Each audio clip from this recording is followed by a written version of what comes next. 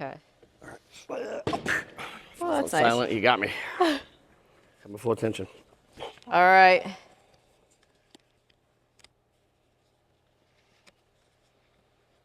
Okay. You ready for this? I don't know. It's for so many years and for so many interviews and so many things I did, especially at the beginning, it was very I was like very open and like vulnerable to stuff and honest about stuff. And I'm funny, but it's like there's a lot of like deep stuff that kind of I haven't done that in a really long time. Like I just haven't been to a space where like I was being honest. Yeah. Like I'm still growing. I won't talk about it. You know what I mean? Yeah. So this is you caught me at a really interesting, vulnerable spot. So I'm here for you, sister. You tell me I'm ready to rock and roll when you are. There's a reason for this, and just remember that your testimony is gonna help others. Oh, I know. Well, if it just helps you and we got some time to hang out, that's it. That's the only reason I'm doing it. Yeah. All right. All right. Ready to rock and roll. Guys, we are taking a break from business talk and dive into the personal side. So let's welcome Kolby Kay. Hello, my friends. Hello. Kolby, can you tell us a little bit about yourself? A little bit about myself. Wow. I haven't answered that question in a really long time. There's been so many things that have happened over so many years that you have good friends that you haven't seen. They ask you, hey, man, how's it been? And you're like, man, I'd really like to tell you, but I think we'd both be exhausted by the end of it. So a little bit about myself. I live in the East Valley in Arizona. Just moved back from Jamaica. I've got 5 beautiful kids, ages 25 to 5. What else? You have a 25-year-old? Yeah, Zion, her name is Zion.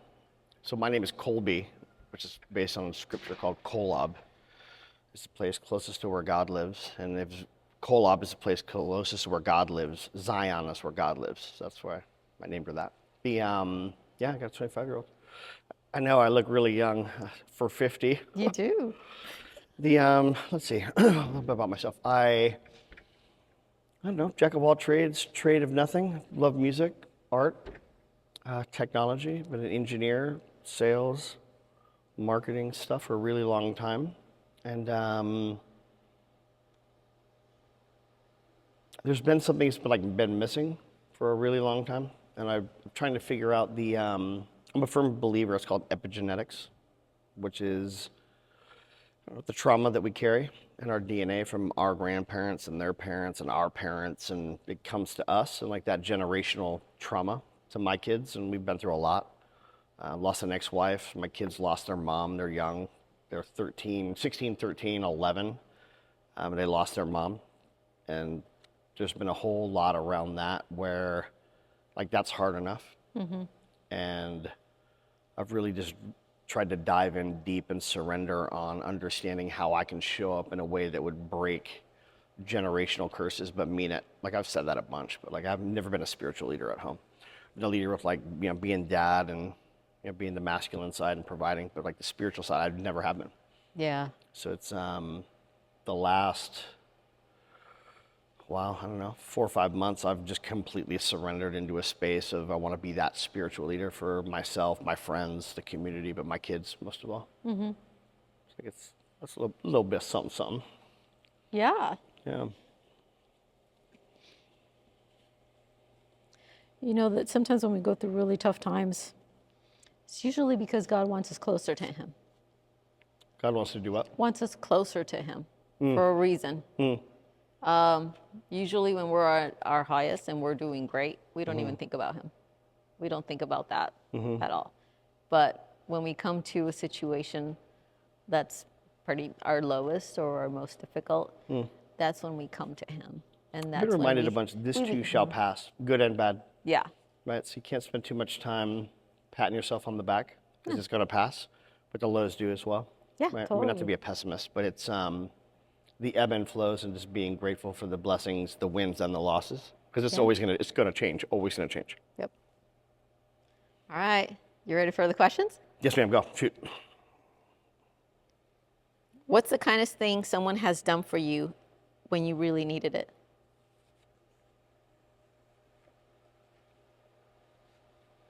Kindest thing someone's done for me when I needed it. God's loaded.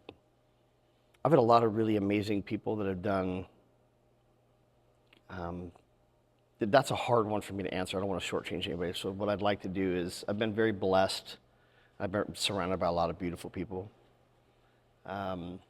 Even ex-relationships and ex-wives and stuff, and past relationships with friends I'm not friends with anymore. There's always like a lot of beauty in the gives and the takes and the losses. The nicest thing somebody's done to me, I would say recently, I'm in a really humble space to be surrounded by examples of men where we lift each other up, and we're all on different stages, like a spiritual side, a physical side, a work side, and we've all kind of came to this center point at the same time.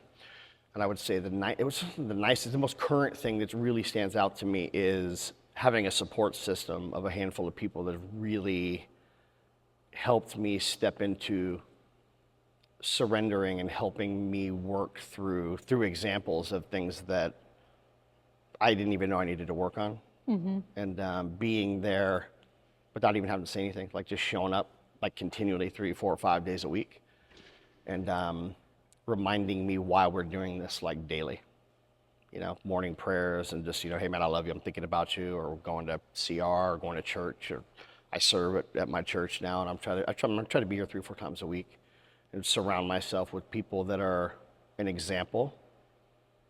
So the nicest thing is having these people around me and allowing me to be in that space and serving as a reminder of what I'm working on. Sure. It's always good for us to have a community around this. Yeah, for sure. You don't want to isolate. Especially as men, like we just don't. You gotta be macho, gotta be machismo, and it's. I've said this a bunch. I use this story a lot. Where my parents got divorced when I was 13, and I don't ever remember my dad going, "How do you feel about it?" Oh, he didn't. And my dad never asked me how I felt about it. Like, how do I feel about it? No. Shut up, dude. Keep going. Like, there's no how do you feel about it. You deal with it and just go. Yeah. And with my kids, I hadn't seen him in 2 months, and I was with him every day, all the time, with everything. And when we got back together out of this hiatus, I just remember putting my arms around them and asking them how they felt. And they were, at that time, 4, 6, 8. And asking them how they felt. Happy, sad, scared, excited, mad. And they'd never seen me cry. I was just like a robot. I just started bawling. And from that point on, my relationship with them has never been the same. And it's like I never want them to think that like who they are and their feelings and how they show up, like all that matters, and like their life experience matters.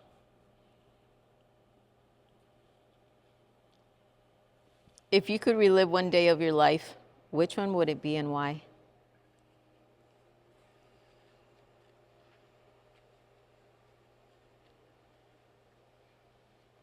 I got 2 of them.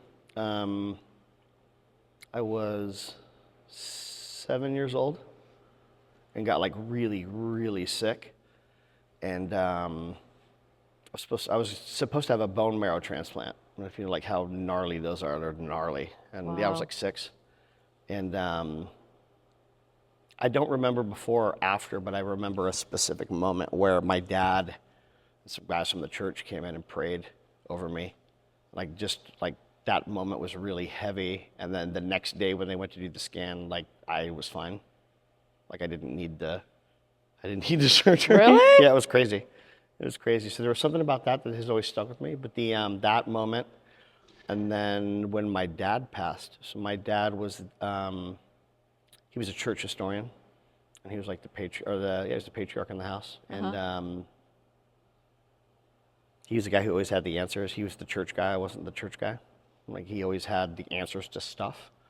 And right before he passed, I had the chance to be with him, and we had made amends. I had a good relationship with my dad.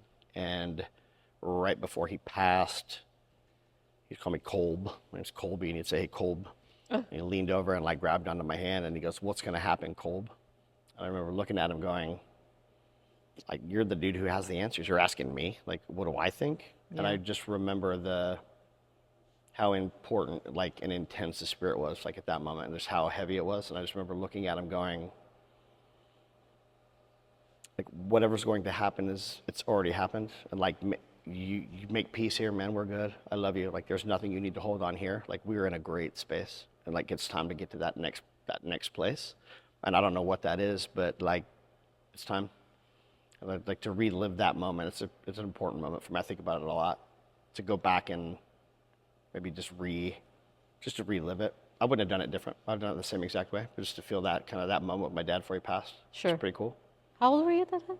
How old is what? How old were you? My parents died. I lost both my parents pretty tragically 6 years ago. I'm 50, so I was 43. 6 years ago? Mm-hmm. How did they pass away? Yeah, I lost both my parents within 3 months of each other. Totally different things. And then got divorced twice. And then my ex-wife died. She got valley fever, and then that turned into meningitis, and she died like within 2 weeks. And I told my kids their mom had passed. And then I got diagnosed with cancer last Christmas, colon, stomach, and esophageal cancer. Right? Mm-hmm. It's like, we're all going through something. Yeah. I'm living now and I'm healthy. I've always been, like, I'm strong. You're not gonna kill me. Like, Yeah. No. I'm gonna live forever. Yep. Imagine you're sitting on the bench next to God as you sit together. He smiles at you and asks, "What's on your mind?"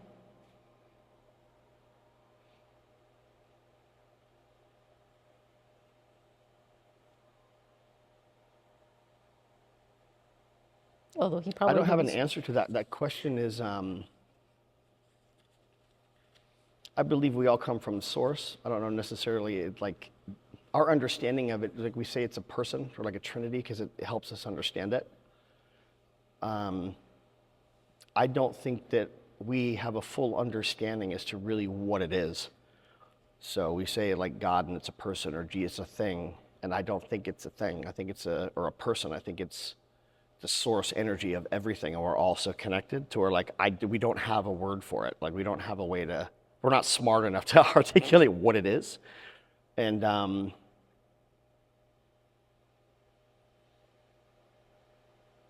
don't know, like, I think everything is so interconnected. So that question would be something that would be really deep, and it would be some kind of math, physics, quantum weird thing that, like, that question and answer, I don't know that I have words that I can articulate that I'm smart enough to answer that right now in this, like, in my version of me right now. Yeah. You know what I mean? Like, because I can't say, oh, I'm thinking about having some food, I'm hungry. It's like, I think the overall questions and answers of the universe, like, I don't know that I could articulate that. You know what I mean? Does that make sense? If it would be me and I ask you right now, what's on your mind right now? What would you What's say? on my mind right now? I'm in a church that I went to for 12 years. Looking at the clock, I serve here. I have a calling here, and I do AV, which is audio visual. And I'm in the room where the high school, this used to be the main study room, so it's like the high school, junior high room. Mm-hmm. And just the feeling of the spirit. It's the holiday time. This will air in May, June, July, or whatever. This is like, it's like Christmas time. Yeah. It's a special for me. And you got to come worship, and like the music was so heavy. I was bawling. I did not expect for that to happen. So, like, what's on my mind? Not so much what's on my mind, but what's on my heart. I'm really humble for the chance to, like, be having this kind of conversation. Yeah. Yeah. What brought you here to this church? Like, what point got you where you were just like, that's it. I'm coming here, and I want to do what, be with this community and grow. I gave up. It wasn't working the way that I was trying. I had a couple times where I thought I had been there. Mm-hmm. You've known me long enough to where it's like I had some things happen with my youngest son, and I found myself at, like, my rockest bottom. And I thought that was it. And I had completely, sort of like, surrender. Like, it's a weird phrase. And it's like, to hear me say it is even weirder. And I thought then that moment, which was a year ago, I had surrendered because I had lost, or felt like I'd lost everything, and had zero left to give and no direction, which I always feel like I have some kind of direction. Mm-hmm. I thought that was it. And then I fell right back into, I don't know, just kind of coasting by and doing the same things and thinking I was going to be okay, and committed but didn't commit, and I was missing something. And my son got baptized, and being here and being baptized is like a big deal. I grew up Mormon, and it's like a big deal. It's like you go to classes, and it's a thing, and it's a study, and it's a time. My son was like, hey, he's 13, and he's like, hey, I'm getting baptized next week, Dad. I'm like, what? I'm getting baptized next week. I knew nothing about it, and I wasn't involved. It really bothered me. Yeah, it really bothered me. And I decided full on I want to be the spiritual leader for my home. So it wasn't as much a surrender as much as it was, I don't want that to happen again. And like, I need to step up in these ways where I think it's important, because life's going to pass without me if I don't. It's going to happen either way, and I want to be part of that. Sure. And was at his baptism, wasn't going to go. I was like, wow, how selfish of me. It's not about me. I went to his baptism, but the week before, they had a slide on the screen that said they needed help with audio visual. And like, I'm a firm believer of the skills and the talents we get are given to us. And it'd be a bummer, like a smack in the face, to like not use those talents that we've been given to help others. And I don't know, I was looking for a way to serve.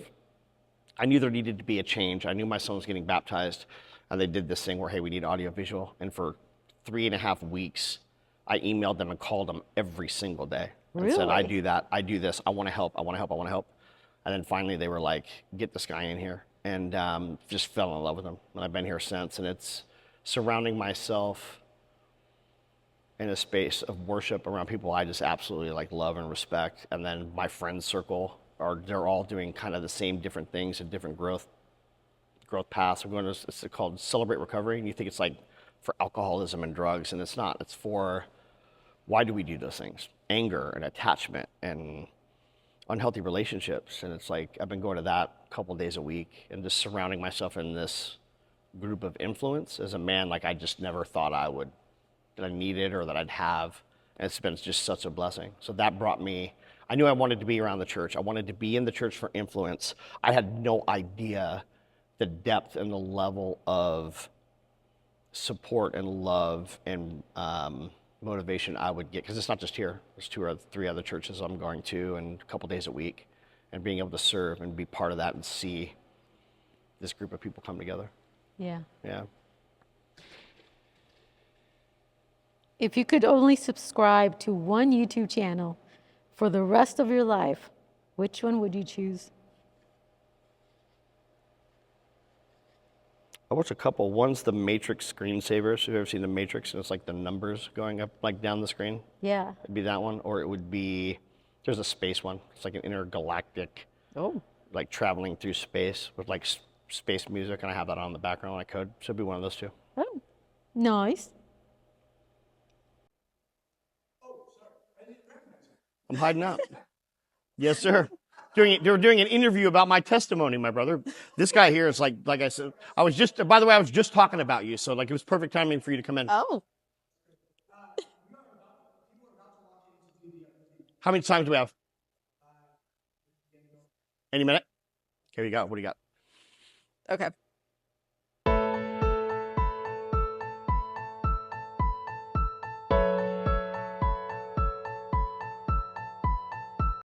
So now, will you sing or tell a joke? Huh? Will you sing or tell a joke? Will I sing or tell a joke?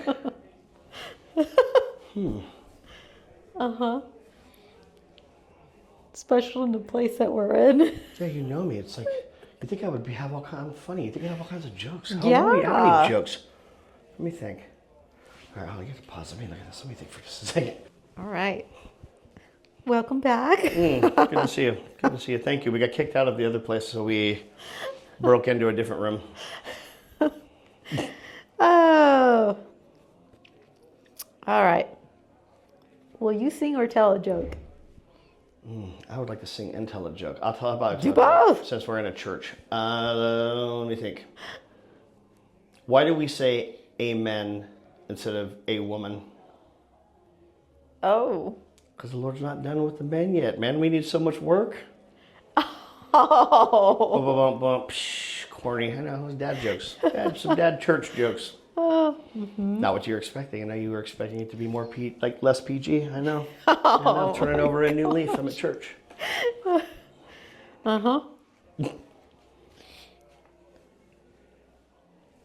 I was just listening to something this morning. I was dying laughing because that happens to me, and I have that face, which is the rest B face. My kids tell me that all the time.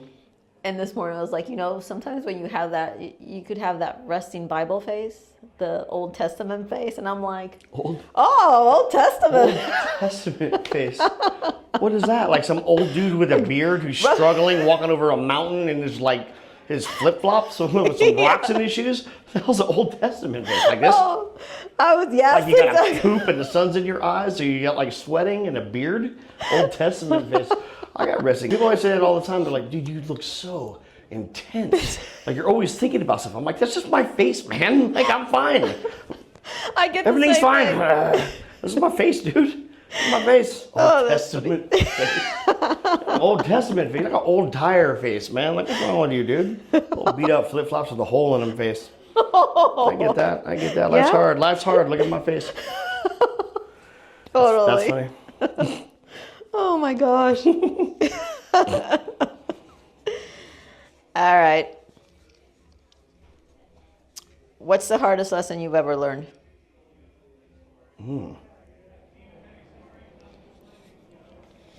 Two things. Maybe it's the same thing. Yeah. But just different ways to get to it. Is I'm intense. I'm not everybody's cup of tea.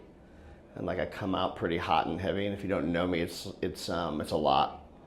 And I've always been that way. Like I didn't just become that way. I've always been that way. Yeah. And more recently, I've had to really stop and reflect on where I spend time and energy and how I'm perceived. So like maybe the patience and being really just self-aware on how I show up. I get excited, I want to help everybody, and like it can be misconstrued. Yeah. There's like manic on one side. The other side is, I don't remember where I heard this. I heard it somewhere. I didn't come up with it. But it was, it's something I started with my daughter, my 16-year-old daughter, when she was 13. And then I started implementing it in my business relationships, my friendships, and with my other kids and people I've dated. Mm-hmm. And it's, as men, we want to fix everything. Yeah. So you're like, these things happened, these things are going on, and my first reaction is to skim over it and try to figure out how to fix it. And it's not that I don't hear it all, it's just like I'm 10 steps ahead trying to think about it versus listening. Yeah. And I started asking this question probably 3 years ago, is, do you want me to listen, or do you want me to help you solve it? Mm-hmm. And like that question has helped me defuse, like people don't necessarily need your opinion or want it, they just want to be heard. And we want to fix things. We're trying to, as men, we're like fixers. And being able to ask that question goes back to the manic thing I was kind of mentioning earlier, is it makes me stop and take a breath and listen. Like, and legitimately, I do care and I wasn't listening. Yeah. But yeah, that. Sure. Especially as a parent, we do want to fix what our kids, we don't want our kids to go anybody, through. like people you date, friends, people, strangers, like business partners, like we don't want to see people struggle, like especially if you could try to help. Mm-hmm. But not everybody needs you to tell them what to do to fix it. They don't care. They don't want you to do that. They just want to listen. They just want to get it off their chest. And that's good. And that's okay. Yeah. That's okay. Mm-hmm. Do you have a testimony from God? Do I have a testimony from God? Or that brought you closer to Him? That maybe can... I have a testimony that grows daily. I pray daily, multiple times a day. I have for a really long time. Mm-hmm. I've felt the Spirit in numerous positions and times in my life where I should have died, was going to die, been in bad situations, needed help, needed guidance, was completely lost. And my testimony grows daily on, it's not my time. And the time is going to, I have to be aware and continue to show up continually without any expectations. and those blessings come. Like, you don't do it for expectations. You'll see a couple things, a normal couple things. You see it, I laugh and smile. I'm like, man, I see you. Like, and it's never like, why'd it take you so long? It's always like, it's exactly when it's supposed to be there. Yep. And that happens a lot. And I'm really humble to, I'm not ungrateful. And it's never wasted on me. Like, when things happen, from, you know, getting that little bit of money you need to pay the bill, or a relationship, or a business thing, or an idea, or a friendship, or whatever it is that comes into your life. Like, I don't take this stuff for granted, and I'm learning daily. Yeah. I'm learning daily, and I see it. And like, when I see, I'm extremely grateful. Like, I'm so grateful. I didn't have a whole lot growing up. I had parents who loved me, but I didn't have much. And I'm always grateful for the small stuff. The fan when it's hot. You get out of the shower, your body's wet, the fan blows on you, like that chill. Having water, clean water to drink, having a pillow, being able to lay down, getting a charger for my phone, being able to talk to my kids, like the real small stuff. Totally. Because if you're not grateful for the small stuff, you're never going to be grateful, and you're never going to be in a space where you can accept the big stuff. Yeah. Especially in a world like right now that we live in. We live in such a me world. We expect things and we deserve things. You know what? I don't think you're like that. And I don't think the people we hang out are. I've never been like that. My kids aren't like that. Like, there's no entitlement. But it is a good point that sometimes we have to look at, you know what? I'm thankful that I'm breathing right now. Mm-hmm. That I have a roof under my head right now. Why don't we look at those? I owe this to my ex-wife. There was a time where, like, life was really dark, and didn't have anything. And we had a gratitude practice, and it was like, I lived in southern Utah, hot like Phoenix. It was summer, like no utilities, windows are open, soaking wet from sweat, 120 degrees in the house, the windows open and a breeze would come through and you're wet from the sweat, laying on the outside of these blankets and the wind would blow. And you're soaking wet from sweat and the wind would blow, and that chill, like being so grateful for that and seeing that and giving that the attention and grace of what that is. There couldn't have been anything better at that moment that I would have enjoyed or I would have recognized. It wouldn't have been like, hey, here's a $100 bill. It wouldn't have mattered. Like, that thing in that moment helped me realize, like, you have to really be paying attention. There's so many things to be like that all day long. And it's like, when you can see those things, it's crazy how many blessings kind of line up. Totally. Yep. What message would you give to somebody that's struggling right now? Give up. It's over for you. It's never going to work, probably. What would I tell somebody who's struggling right now? Or going through a very bad situation. It's a tough question because I could give that answer. I could give that a couple different answers, but really for me, who am I to give anybody an answer on somebody who's like struggling? I see the humility and understanding and awareness of, like, as we struggle, all of us have our own struggles, to unprompted advice I'm not interested in doing. And if it was asked of me, it would depend on what that struggle was. Is it a relationship? Is it money? Is it health? And then, again, do you want me just to listen, or do you want me to help you solution it? And then from that piece, it's how serious are you on finding resolution? Because a lot of people don't want to find resolution. So true. Right? They just want to complain because they're addicted to the energy of that. A habit. Like, and it's a habit. And it happens over time. It doesn't happen like right away. Yeah. But you get the attention and the feeling of the negative, and like you get addicted to that, and it's the validation or the so it just kind of depends. I mean, I've been on both sides of it recently, and part of me says, and I've said this, hey dude, do you really want to change? Then shut up. I'm tired of hearing the same thing, dude. Like, seriously, stop. Yep. If you mean it, then do it. Like, stop telling me about it. Do it. Change it. Yep. And then it's like, you don't really want to change. And then it's like, oh wait, who am I to say any of these things? These aren't my battles to fight. Yeah. I have to take a step back, and I humble myself to that and go, okay, what do I need to learn right in this moment, versus stepping to the plate to give some criticism, like just listen. And what can I learn from it? Because they're not going to change. And they're like, whatever, maybe, I don't know. Like, it's not for me to do. It's not my journey, but it's the in those moments, what am I experiencing that I'm supposed to learn? Yeah. It's a weird one. It's a weird balance, you know? Totally. There's also times, because I've had this happen to me as well, where we're kind of blinded sometimes of what we're doing or a habit that we have, and we continue until someone is completely blunt and truthful with you and that really cares and says, hey, this is what you're going on, this is what you're doing. You need to do something about it or change it, because you will continue to live that way. And that happened to me recently. Yeah. And recently with somebody I was dating, it hit me out of nowhere. She told me how negative I was all the time. And I was like, really? I don't think I'm a negative person at all. Like, what do you mean I'm negative? Yeah. And it's like, but I cared about her. Like, when she said that, it was like, really? I need to be more aware of. And that was actually the beginning of a lot of looking at myself going, hey, like, some things have to change. Yeah. Right? And it's began the journey of, there's some generational things here that I need to unwind. And if I want to change these things because they're affecting people around me I care about, and like that relationship's not there anymore. But it was an eye opener of this is something I really cared about, like who said these things, and was valid in some of it, but in some of it, like we just didn't have that kind of history. But it made me stop and look at everything. Yeah. And it's like, so if it's not her, that's the next relationship. Yeah. And I want to be better. Yeah. I want to be better. Yeah. Amen to people that really care and they have no problem telling the truth and just telling you the way it is to wake up, because sometimes we do have that blindfold.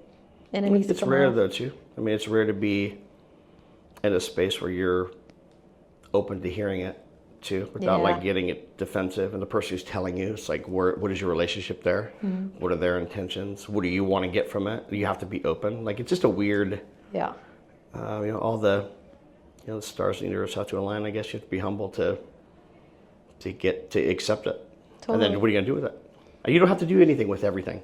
You can just listen to it and digest it and go, okay, thank you. Yep. It doesn't mean I have to do anything with it. It's like, I can listen to it and say, oh, okay. Totally. The heart posture also, that ego, pride, or do you want to humble yourself and just listen? That's a weird one, man. I mean, it's a fine line. Yeah. It's a fine line, humility and growth and arrogance too. And like, not everybody that tells you stuff has your best interest in mind, and not everybody who says stuff matters either.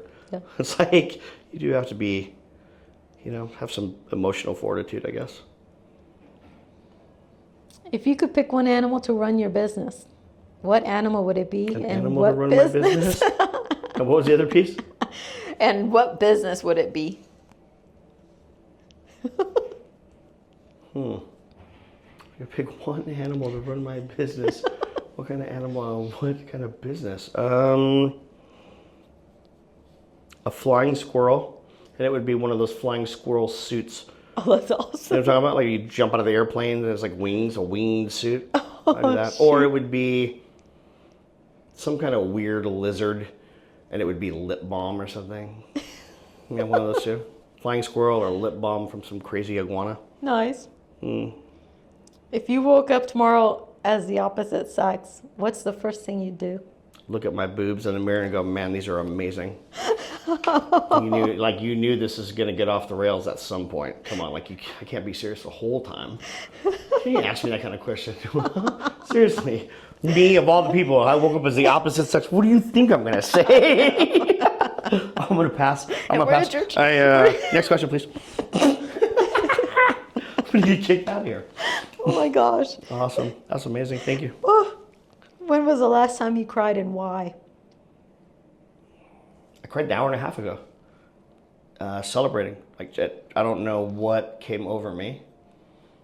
The worshiping, worshiping is awesome. And like, when you can celebrate, I grew up Mormon, and you'd celebrating and rejoicing, and like, it's a very, what's the word I'm looking for? It's a very reverent thing. It's not like in your face with a band. It's like, it's very quiet hymnals, and it's very quiet. Get the spirit, it gets loud, it's not there. And there's something so powerful in celebrating. Music is a huge part of everything for me. It always has been. But there's something so powerful about like worship You saw me. Like, I mean, you Yeah. know me a long time. You ever seen me like sing and get down? Like, I was crying. I was bawling. And I don't even know why. There's nothing I can tell you. There's not a reason. Yeah. I was overtaken with the surroundings of where I was. And like, there wasn't a ton of people, but it was like I'm watching and feeling and just like, I know the songs because I do a lot of service here. And it hit me in the feels I was not expecting. It came out of nowhere. Like, we were setting up for this, and I'm like, well, let's just go to worship, like the songs. And then, like, when they get into, you know, the gospel and the other stuff, we'll do our thing. And I was like, because I just wanted to hear the music. I don't usually get to do that because I'm usually filming. Yeah. I have headphones on, I can't hear anything. Like, I'm filming, it's all cameras talk, so I don't hear things. Oh. Like, what I'm being directed to do, I don't hear the songs. I hear the beats and stuff, I can't hear it here. I can't enjoy it like that. So it was really I don't know what, like, an hour and a half ago. It was just, I don't know, it just was completely overtook me. And then they got to sprinkle in a verse of a Christmas song at the very end. And I'm like, come on, you got me. Yeah, I was bawling.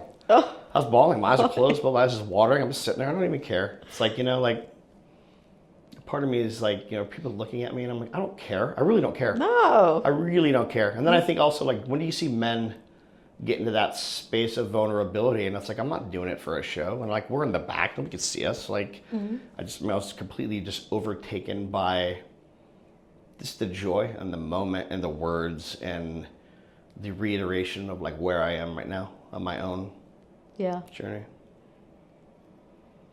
How do you want to be remembered by people you love the most? That's a great question. That's probably my all-time favorite question I've ever been asked. And I would have answered it a lot of different ways, but I can tell you as I went through a lot of different things and go through a divorce and I lost my social group, lost business, lost relationships, lost my family. And I really struggled for a long time.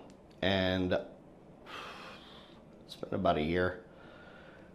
The only thing that matters to me, I don't care what anybody thinks about me. Like, I don't. I do, but I don't. It's like, I do. I'm not an asshole. It's like, I'm not a jerk. I don't want to like hurt people's feelings. And like, I don't like people to be upset with me. But the only thing that matters to me is that my kids know who their dad is. And they can go, my dad is this guy. And I was in this space before where I was like, I thought this was it for me. And then I got back on to like just routine and like forgot. And there was a moment where with my youngest son, I didn't know what to do and was completely lost and nobody knew where I was and what was going on. And my daughter, Sophie, sent me a text and she said, Dad, I want to let you know how much I love you, how much I appreciate you, and how much I've always seen you show up time and time again, no matter what. You've never given up and you've always given everything for us. And I want you to know how much I love you. And it was like, that's it. There's nothing else in my life that I need. There's no other validation I will ever get that's more important than that. And I don't care. Like, that's the only thing to me that matters, is that my kids know who their dad is. Yeah. Do you snore at night? Yeah, I do. How do you know? How do you know that? Huh? How do you know that? Do I know I snore? Yeah. Oh, because I've had people tell me. I know I snore. I got my nose broken 4 or 5 times. I do sports. Holy cow. I've hit in the face a lot. And then was overweight, then not overweight. And then all that stuff that happened, like the health stuff. Yeah. When they put me under, I'd never had problems with anesthesia, ever. Yeah. And when they put me under, they had to wake me up immediately because I stopped breathing. And they were like, dude, they put me on a CPAP. And I was like, I'd been on it before because I was overweight maybe, or like there's some health stuff there. My nose is like being broken. And it stopped, as soon as I put it on, I stop immediately. And if I use it for 6 or 7 months, I can go without it for a year and I'm fine. But yeah. Wow. Yeah, sleep is important. It is sleeping important. we don't put enough value on resting. And I also don't want to I'm very cognizant on if I'm with somebody too. Like, I know how much that's gotta suck. And it's like, I don't want to be with somebody I don't want somebody to be with me to make a concession to sleep on the couch because like they can't sleep next to me. So whatever I gotta do to like, you know, that space is sacred to me. So I pay attention. Yeah. Yeah. Yeah. Well, thank you so much, Kolby, for spending the time here with me. Of course. Anytime. Do you want to give me a 30-second commercial? And maybe how people can connect with you? How about a 30-second however long it is. Or message, whatever you want. I love who you are as a person and how you show up, how you are as a mom to your daughter, how you lead by example, and how as long as I've known you, you've been very, very consistent on like the way you do what you do. You don't make compromises, and if there's something that I take pride in, I want to surround myself with people like that. Like I've said this a bunch recently, is the people in the trenches, like those are my heroes, and like you're one of those. I love you, I adore you. I'm honored to be in a space to share this, and that's all I got. That's it. That's my 30 seconds. Oh my gosh, you're gonna make me cry. The last time you cried? My last question. Well, thank you so appreciate you. much. I appreciate You're you welcome. too.